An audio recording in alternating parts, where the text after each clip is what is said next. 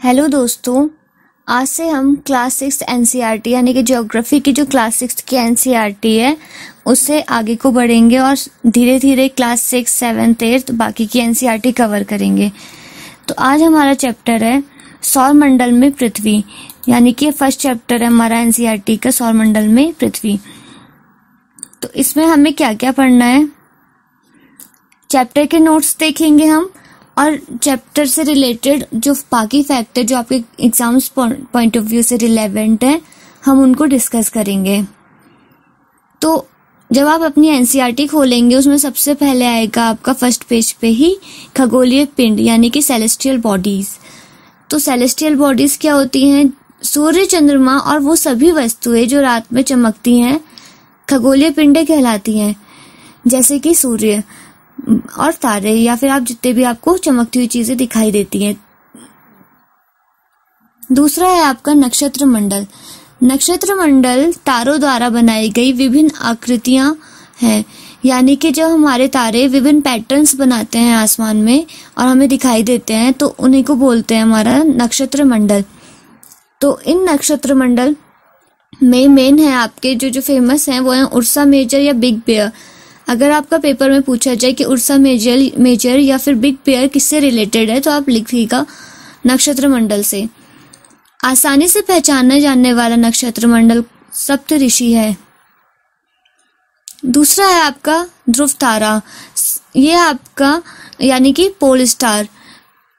Exams में पूछा जाता है कि ध्रुव तारा यानी कि पोल स्टार किससे रिलेटेड है या फिर कौन सी डायरेक्शन को दिखाता है, कौन सी दिशा की ओर इंगित करता है, तो आपका आंसर होगा उत्तरी दिशा यानी कि नॉर्थ। ग्रह यानी कि प्लैनेट ग्रह अपनी ऊष्मा व प्रकाश नहीं होता, ग्रहों के पास अपनी ऊष्मा व प्रकाश नहीं होता है, वो सूर्य के प्रकाश से ही चमकते हैं। अगर इसके कंपैरिजन में हम तारे देखेंगे उनके पास अपनी ऊष्मा और अपना प्रकाश होता है। प्लैनेट वर्ड जो है वो एक ग्रीक वर्ड से आया है प्लैनेटे, जिसका मीन्स है वंडर्स। एनसीईआरटी में आप देखेंगे तो उसमें ये भी लिखा हुआ है जो चारों ओर घूमता है, जैसे कि प्लैनेट्स आपके सूर्य के चारों ओर घूमते हैं उसी तरीके से तभी इनको नाम दिया गया है प्लैनेट। एग्जाम्पल अर्थ। सौर मंडल में हमें किस किस की स्टडी करनी है या फिर कौन कौन सी चीजें आपकी क्लास 6 की एनसीईआरटी में गिवन है वो देखते हैं।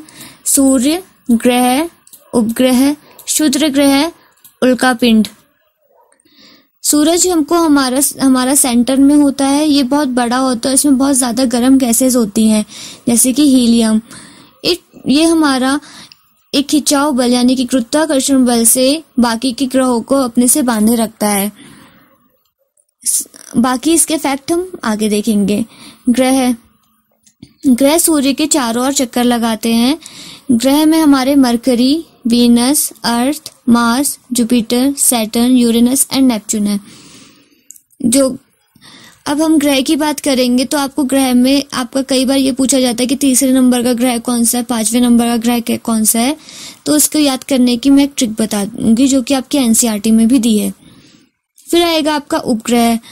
उपग्रह में आपका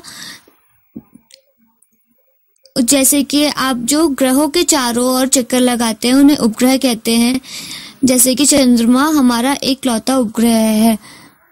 क्षुद्र ग्रह होते हैं जो छोटे छोटे ग्रहों के अतिरिक्त जो छोटे छोटे असंख्य छोटे पिंड होते हैं सूर्य के चारों ओर चक्कर लगाते हैं, उन्हें बोलते हैं क्षुद्र ग्रह। जो आपकी डेफिनेशन है इसकी, तारों, ग्रहों एवं उपग्रहों के अतिरिक्त असंख्य छोटे पिंड भी सूर्य की ओर चक्कर लगाते हैं, इन्हें पिंडों को क्षुद्र ग्रह कहते हैं। क्षुद्र और एस्टेरॉइड बोलेंगे। कई बार ये हमारा पूछा जाता है कि किस जगह पे सबसे ज्यादा क्षुद्र ग्रह पाए जाते हैं या फिर एस्टेरॉइड बेल्ट कहाँ पे पाई जाती है। तो एस्टेरॉइड बेल्ट कुछ नहीं है, जहाँ पे सबसे अधिक आपके क्षुद्र ग्रह पाए जाएंगे उसको एस्टेरॉइड बेल्ट बोलेंगे।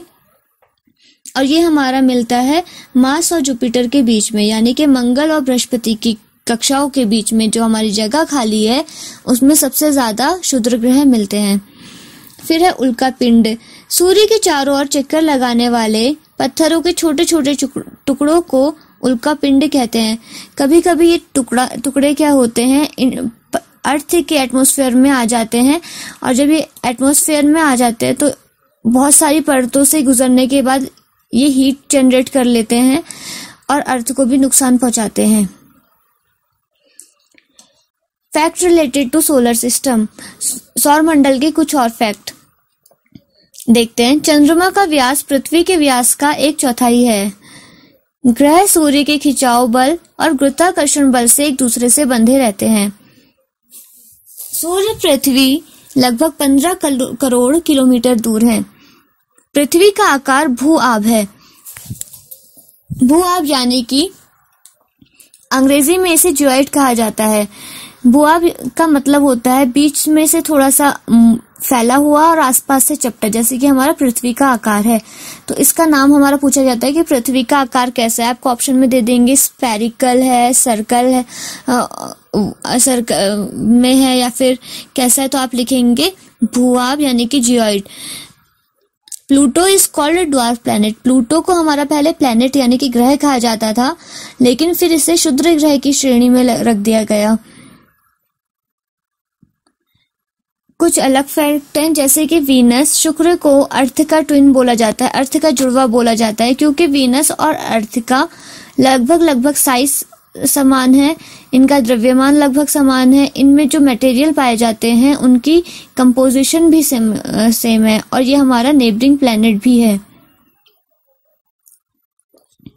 एनसीईआरटी में आपके कुछ टर्म्स गिवन है, जैसे कि जियोलॉजी, जियोमेट्री और जियोइड्स। जियो के साथ जब ऑइडस लग जाए यानी कि जॉइड्स। तो जब हम जियोलॉजी पढ़ेंगे तो जियो किसी भी वर्ड के आगे अगर जियो है तो मतलब वो हमारा पृथ्वी से रिलेटेड है, और लॉजी का मतलब होता है स्टडी, जैसे कि हम पढ़ते हैं साइटोलॉजी यानी कि स्टडी ऑफ सेल, या फिर सोशियोलॉजी, तो जिसमें भी आपका लॉजी लग जाए मतलब उस चीज की स्टडी। तो जियोलॉजी का मतलब है स्टडी ऑफ अर्थ यानी कि पृथ्वी की का अध्ययन। जियोमेट्री, जियोमेट्री लग गए मेट्री यानी कि मेजरमेंट से रिलेटेड है, मापन से, तो जियोमेट्री मतलब मेजरमेंट ऑफ द अर्थ। जियोइड्स, इसके नाम से ही लग रहा है क्योंकि हमने भी पीछे पढ़ा जियोइड शेप होता है हमारा अर्थ का, तो जियोइड्स यानी कि जियोइड्स आपका लग गया, तो ये आपका रिजेंबलिंग द शेप ऑफ और फॉर्म ऑफ द अर्थ। जब हम स्टडी करेंगे अर्थ की शेप की तो उसे हम बोलेंगे जियोइड्स। कुछ अलग फैक्ट हैं। Earth is the 3rd planet from the sun and the 5th largest planet in the solar system. अगर हमारा 5th लार्जेस्ट प्लैनेट, 5वें नंबर का सबसे बड़ा प्लैनेट पूछा जाए सोलर सिस्टम का, वो हमारा अर्थ है, और कौन से नंबर पे आता है? 3रे नंबर का। इसी के अलावा अगर हम लार्जेस्ट प्लैनेट की बात करेंगे वो है हमारा जुपिटर, और जो हमारा कौन से नंबर पे आता है? 5th नंबर पे आता है, 5वें नंबर पे आता है। Mars has the largest volcano in the solar system. जितने भी सोलर सिस्टम में आपके ग्रह हैं उनमें सबसे ज्यादा आपके वोल्केनो कहाँ पर है? मार्स में है। मैं आपसे एक रिक्वेस्ट करूंगी, जो आपके ये प्लैनेट्स के नाम है आप सारे के सारे इंग्लिश में ही याद करिए, क्योंकि जो इनको मैं आगे इनके सीरियल वाइज याद करने की ट्रिक बताऊंगी, और जो आपकी हिंदी और इंग्लिश दोनों की एनसीईआरटी में गिवन है वो भी आपकी इंग्लिश में ही है, तो जिसकी वजह से आपको कंफ्यूजन नहीं होगी। Neptune is blue in colour because of the presence of the methane. Methane colour की वजह से जो नेपच्यून का जो पूरा का पूरा कलर होता है वो, या एटमॉस्फेयर का जो कलर होता है वो आपका मीथेन, नेपच्यून में जो मीथेन होती है उसकी वजह से होता है।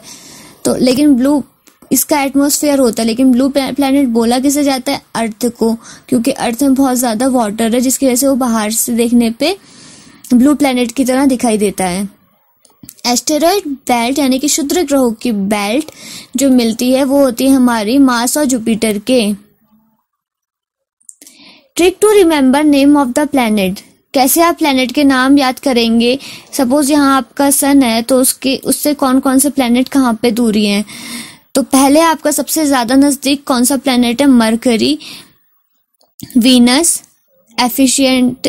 इसका ट्रिक है my very efficient mother just served us nuts. तो एम मतलब मास, वी मतलब वीनस, ई मतलब अर्थ,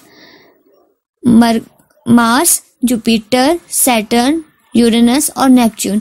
तो आप इस ट्रिक को याद करेंगे और आपको सारे के सारे प्लैनेट की डिस्टेंस, तो सन के सबसे नज़दीक प्लेनेट कौन सा हो गया? मरकरी। सेकंड नंबर का वीनस और हमारा हॉटेस्ट प्लेनेट भी, जैसे हमने कल डिस्कस किया था, क्योंकि इसमें बहुत ज़्यादा ग्रीन हाउस गैसेस होती हैं, वो सोलर लाइट को रोक लेती है, तो ये सबसे हॉटेस्ट प्लेनेट होता है और सेकंड नंबर का होता है। अर्थ हमारा हो गया थर्ड प्लेनेट, जिसमें आपकी एक लौता प्लेनेट जो जियोइड शेप में है। इसमें बहुत सारी लेयर्स हैं, जैसे ओजोन लेयर पढ़ेंगे, स्ट्रेटोस्फेयर और थर्मोस्फेयर, बाकी आप लेयर पढ़ेंगे। तो अर्थ का हम डिटेल में एक वीडियो बनाएंगे। फिर है आपका मार्स, फिर जुपिटर, सैटर्न, यूरेनस और नेपच्यून। तो गाइस ये थी आज की वीडियो।